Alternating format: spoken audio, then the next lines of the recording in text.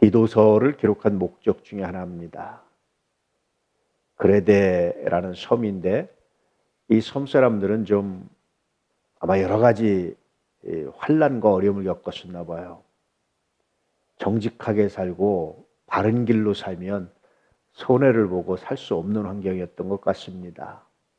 그러다 보니까 그레데 사람들에 대한 평가는 거짓도 많고 속임수를 통해서 인생을 살아가려고 하는 좀 잘못된 삶의 자세를 가지고 있어서 참 대하기 어렵다.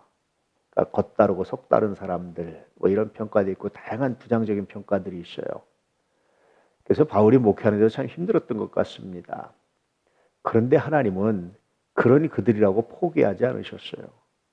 그래서 그들을 위해서 바울을 보냈고 복음을 전하고 교회를 세우고 하나님은 그러셨습니다.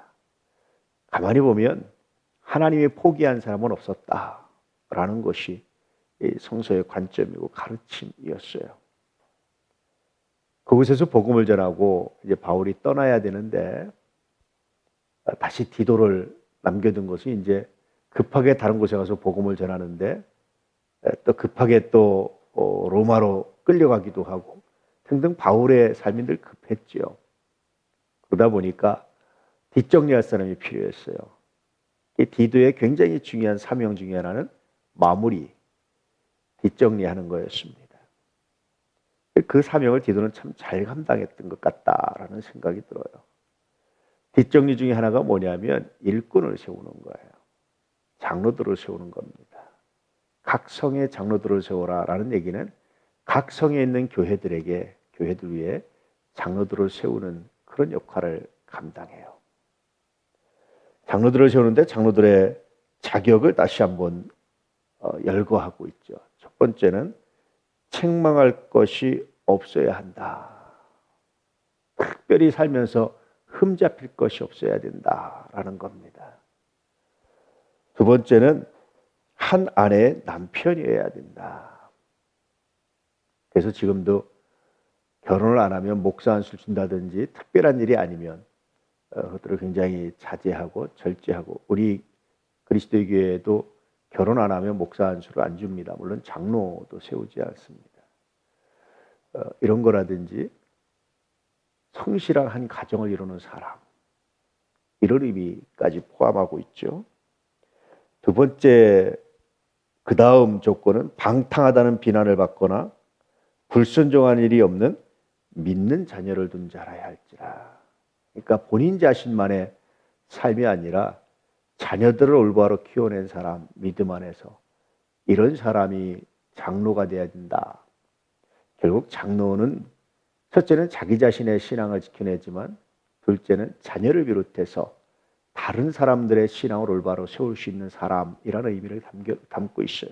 그래서 다른 교단, 우리도 마찬가지지만 교회들은 최소한 세례교인 30명당 한 명의 장로를 세울 수 있도록 규정을 하고 있어요. 세례교인 30명 이상이죠.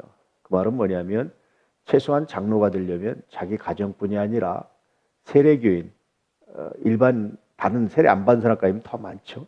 최소한 세례교인 30명은 본인이 영적으로 감당하고 신방하고 영적인 모범이 되고 관리할 수 있어야 장로의 자격이 된다라고 규정을 그렇게 하고 있죠.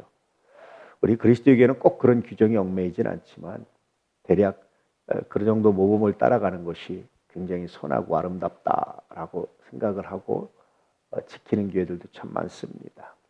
어쨌든 장로의 조건 중에 하나는 믿는 자녀, 방탕하다든지 또 비난을 받거나 불순종한 일이 없는 그런 믿는 자녀, 이 두 믿는 자녀를 둔 사람이 바로 장로여야 된다라고 말씀해주고 있죠.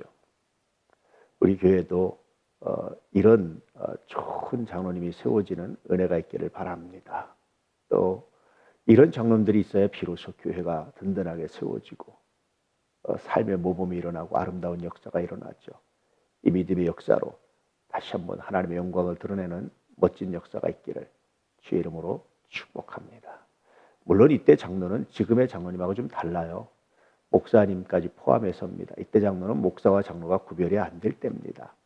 좀 더 시간이 지나서 목양하는 장로, 또 행정하는 장로, 치리하는 장로 나누게 되죠. 그래서 목양하는 장로를 오늘날 목사라고 말하고 치리하는 장로를 오늘날 장로라고 이렇게 표현을 합니다. 이 둘을 다 포함한 거죠. 오늘도 믿음 안에서 선한 일꾼들로 세워져 가시고 준비되어 가는 귀한 역사가 있기를 축복합니다. 할렐루야.